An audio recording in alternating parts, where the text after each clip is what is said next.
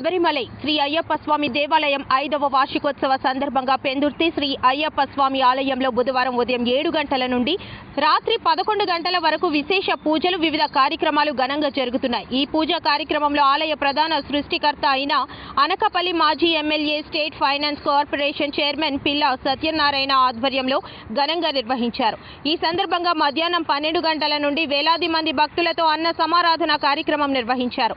ఈ కార్యక్రమానికి ముఖ్య అతిథులుగా మాడుగుల ఎమ్మెల్యే బండారు సత్యనారాయణ మూర్తి అయ్యప్ప స్వామి వారిని దర్శించుకున్నారు। అనంతరం భక్తులకు అన్న ప్రసాదములు అందజేశారు।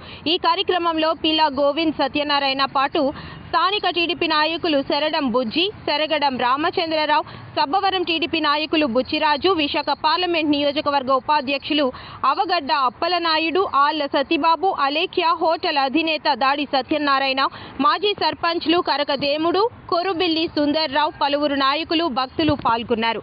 స్వామివారిని ప్రత్యేకంగా అలంకరించారు।